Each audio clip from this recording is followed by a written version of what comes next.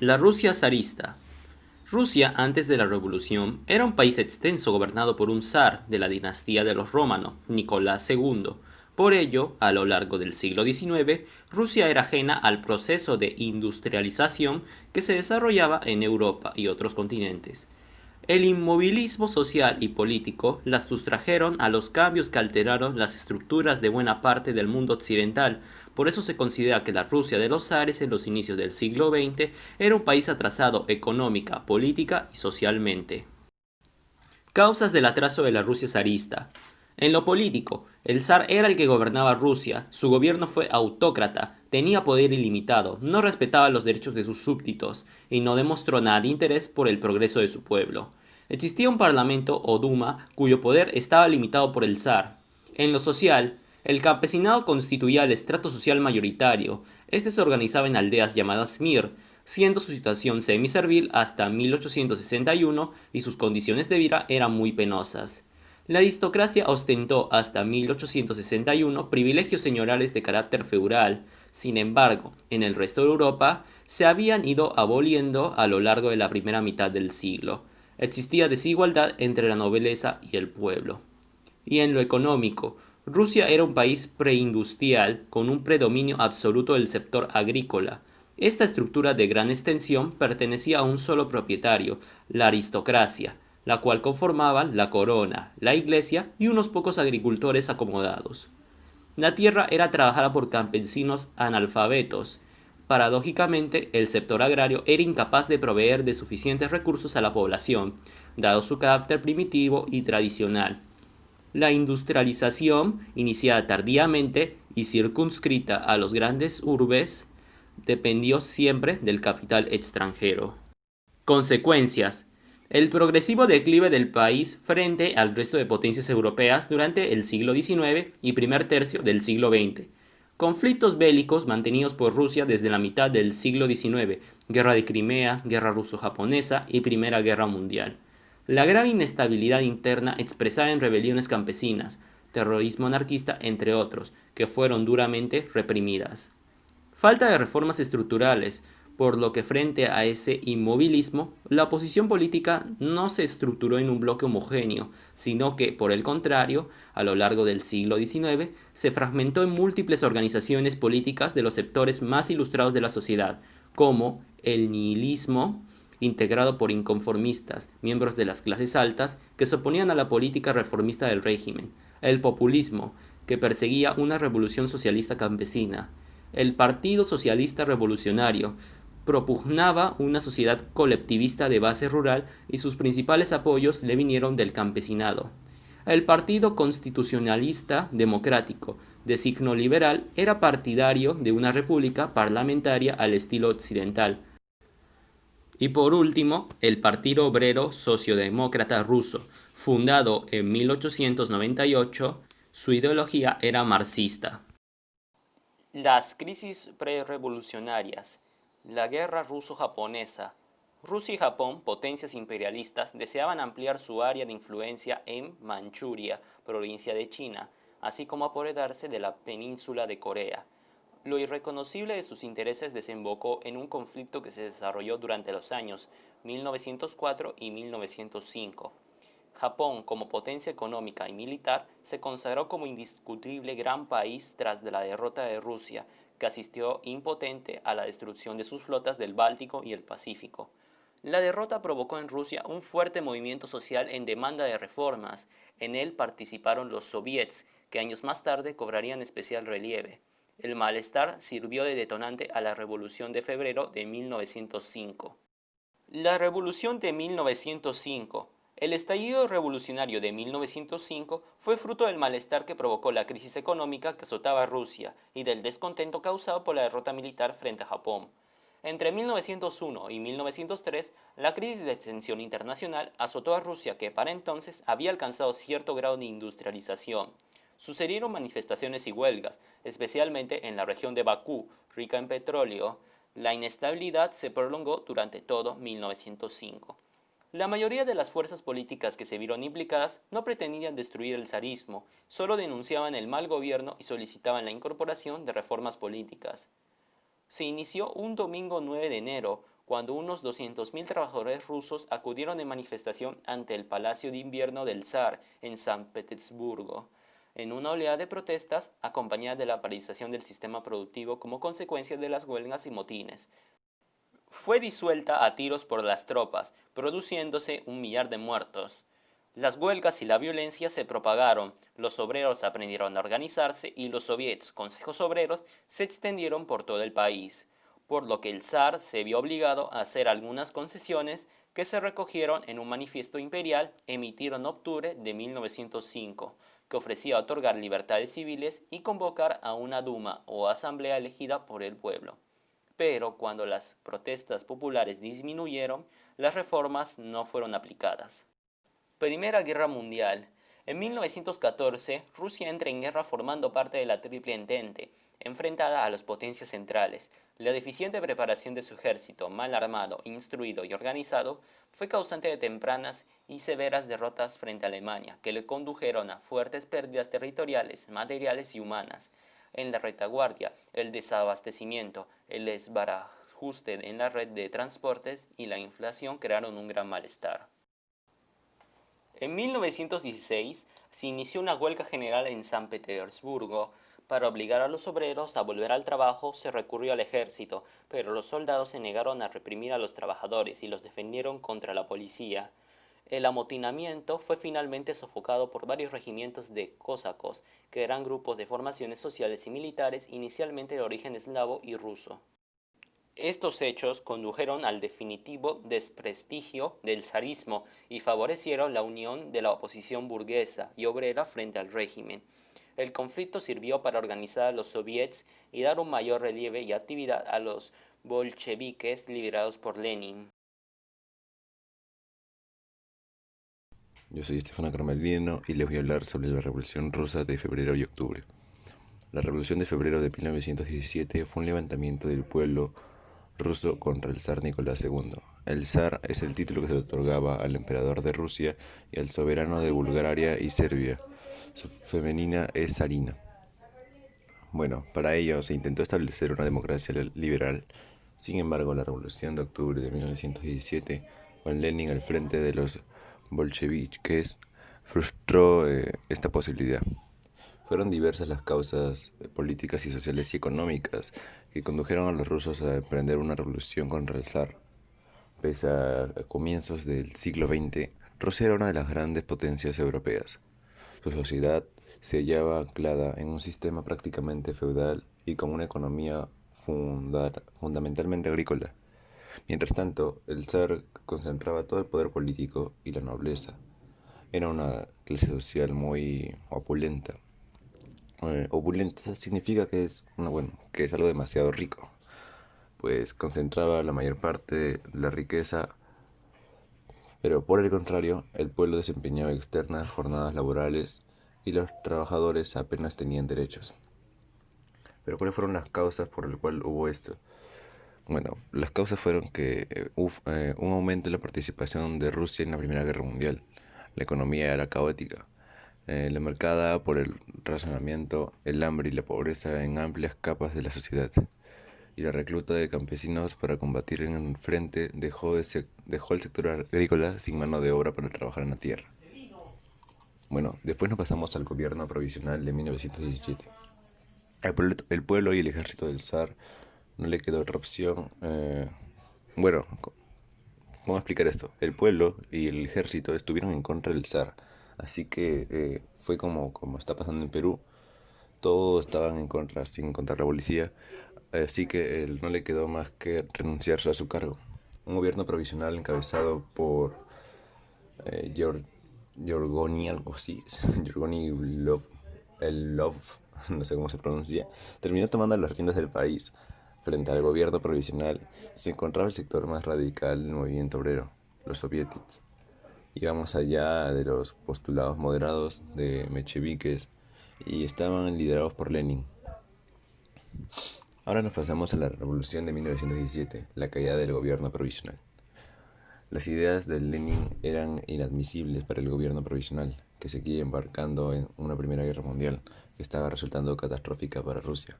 Mientras tanto, Lenin acumulaba popularidad entre el pueblo ruso y el 3 de julio de 1917, tras una fallida insurrección en el Petrogrado, el líder de los bolcheviques optó por exiliarse.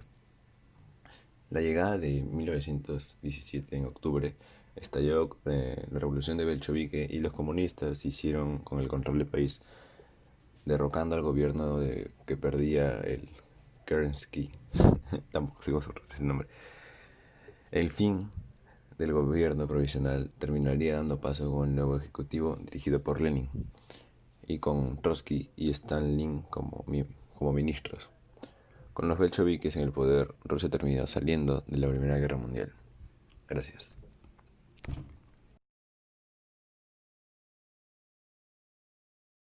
Guerra Civil Rusa. Fue a causa del debilitamiento del Imperio Ruso y del triunfo de las revoluciones de 1917 después del Octubre Rojo. Lenin se encontraba al frente del nuevo gobierno y como primera medida fue el retirar la participación rusa en la guerra. Firmó la paz con los alemanes de Brest-Litovsk en 1918, donde perdieron los países bálticos y Polonia, además de que se autorizó la evacuación de Ucrania y Finlandia. Aquí es donde empezó a surgir la Guerra Civil Rusa, que fueron una serie de revueltas a lo largo de todo el país que instigaron la creación de un ejército alternativo llamado Ejército Blanco, para hacer frente al Ejército Rojo de Trotsky. Los revolucionarios querían terminar con el poder de los bolcheviques y estaban apoyados por los aliados de Rusia durante la Primera Guerra Mundial, ya que se consideraban perjudicados por el cese de las hostilidades en el frente oriental y además temían una expansión de las revueltas a sus países. La Constitución de julio de 1918 organizó la primera República Socialista Soviética, consagrando el sistema de los soviets y declarando la dictadura del proletariado. Los bolcheviques ocuparon la administración y se estableció la policía de Estado. Estas medidas no afectaron a la guerra interna que azotaba el país. El ejército blanco, liderado por los antiguos generales zaristas, se convirtió en un problema para Lenin, quien buscó ayuda en Trotsky. El ejército rojo de Trotsky dispuso de más de 1 millón de soldados y que estaba sostenido por millones de partisanos agricultores con el fin de terminar con las revoluciones que amenazaban el soñado modelo comunista. Lenin declaró el comunismo de guerra para evitar que el país se sumiera en un caos total. Pronto aumentaron las nacionalizaciones de forma drástica, sobre todo el país, sobre todo en la industria y en las cosechas. La medida del mandatario bolchevique empezaron a tener efecto rápidamente, pero la guerra civil continuó gracias a los apoyos extranjeros, devastando gran parte del territorio ruso. Tras algunas conquistas de los aliados se inició el llamado cordón sanitario, el cual era un sistema que evitaba que los aliados entraran en confrontación directa con el ejército rojo. Esto fue un éxito hasta el año 1920, cuando los bolcheviques reconquistaron varias zonas antes perdidas. Durante esos años los soviéticos fueron aislados completamente del resto del mundo por las potencias extranjeras. Estaban sumidos en una economía muy precaria y sin perspectiva de salir adelante. Aprovechando esta debilidad, Polonia atacó Rusia en 1920 y el ejército rojo se vio obligado a intervenir para tranquilizar la situación, pero hasta la firma del Tratado de Riga en 1921 no fueron capaces de tomar las riendas, estuvieron bajo constantes ataques polacos. Viendo que la economía no mejoraba, sino que iba peor, Lenin aprobó entre 1921 y 1922 la llamada NEP, la nueva política económica. Esta reforma sería una adaptación de los principios socialistas a las circunstancias en las que estaba sumido el país. Al mismo tiempo se llevó a cabo la reforma interna del Estado. Las distintas nacionalidades fueron convertidas en repúblicas y en 1922 nació la URSS. Tras la federación de las repúblicas de Ucrania, Rusia Blanca y Transcaucasia con la de Rusia. Aprobó la creación de una nueva moneda, que es el rublo oro, y se terminó con la economía del trueque. La guerra civil llegó a su final con la conquista por parte del ejército de Vladivostok el 25 de octubre de 1922, que era la ciudad desde la que el ejército blanco orquestaba sus movimientos. Es cierto que desde 1920 la resistencia había sido mucho menor y que los grandes combates parecían haber cesado, pero aún con la caída de la gran capital de la resistencia, el ejército blanco opuso resistencia hasta el 17 de junio de 1923. Se llamó comunismo de guerra al sistema político y económico con el cual se administró la Rusia soviética, previa a la existencia de la URSS, entre junio de 1918 y marzo de 1921. En el marco de la Guerra Civil Rusa, consistió en una gestión totalmente dirigida a mantener las ciudades y al ejército rojo los mejor suplidos de armamento y alimentos posibles, frente a las condiciones excepcionales impuestas por el enfrentamiento bélico. El comunismo de guerra fue decretado por el Consejo Superior de Economía, conocido como la VSNJ, y culminó con el anuncio de la nueva política económica, propuesta por Vladimir Lenin, y que duró hasta 1928. La implantación de este método especial consistió en una serie de medidas económicas, tales como que el gobierno controló todas las grandes fábricas rusas, los ferrocarriles pasaron al control militar, el gobierno planificó y controló la producción de acuerdo a sus necesidades, se exigió máxima disciplina y obediencia a los obreros. Las clases no obreras debieron realizar trabajos obligatorios, el racionamiento y distribución controlada de los alimentos y bienes, y la legalización de toda forma de empresa privada, además de la distribución de los excedentes agrarios de los campos entre la población. Conviene destacar que estas medidas se tomaron con un contexto de guerra civil, por lo cual estuvieron mucho menos coordinadas y coherentes en la práctica. Muchos territorios se hallaban incomunicados y actuaban sin instrucciones algunas del gobierno central, por lo cual a menudo se entiende que el comunismo de guerra con apenas un conjunto desesperado de medidas, que fue con apenas un conjunto desesperado de medidas para ganar el conflicto armado. Objetivos del comunismo de guerra. Existe debates en torno al propósito real del comunismo de guerra. Para muchos, incluidos los bolcheviques, no era más que un intento para sobrevivir a la guerra civil y vencer a cualquier costo. Visto así, el gobierno soviético habría operado presionando las contingencias socioeconómicas. Sin embargo, también se excusa al comunismo de guerra de haber sido una estrategia para adelantar medidas económicas y sociales impopulares y radicales, como el exterminio de la propiedad privada y la economía de mercado, pudiendo atribuirlas a la urgencia que los esfuerzos de la guerra suponían. Las consecuencias del comunismo de guerra fueron que complicó aún más las dificultades de la guerra civil, que la guerra civil implicaba en el Estado ruso. La negativa del campesino a entregar su excedente de producción ocasionó un éxodo masivo de las ciudades al campo, en donde era más fácil alimentarse, haciendo que grandes ciudades como Moscú y Petrogrado perdieran alrededor de un 50 y 75% de su población respectivamente en los años 1918 y 1920. La escasez originó un mercado negro de bienes. Apenas de que existía una ley marcial vigente contra la especulación y desplome del rublo, originó un sistema de trueque de bienes y alimentos. El 90% de los salarios eran pagados con bienes en lugar de dinero. Y en 1921 se produjo una hambruna masiva que causó entre 3 y 10 millones de muertes.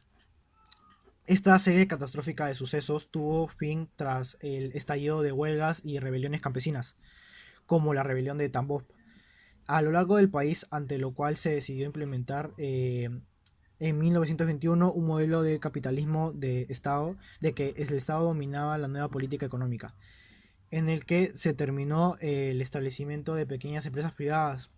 Este último modelo existió hasta 1928, cual fue reemplazado por el primer plan quinquenal de Joseph Stalin.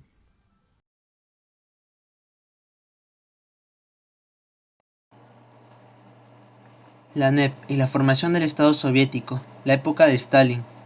La Unión de Repúblicas Socialistas Soviéticas, la URSS, también conocida como Unión Soviética, fue una federación de repúblicas de ideología comunista que existió entre los años 1922 hasta el año 1991. La URSS ocupaba los territorios actuales de Rusia y de algunos de los países colindantes. La Revolución Rusa de 1917 fue el origen de la Unión Soviética. En febrero de ese año, la revuelta del pueblo ruso provocó el fin del régimen de los zares, que funcionaba como una monarquía absolutista.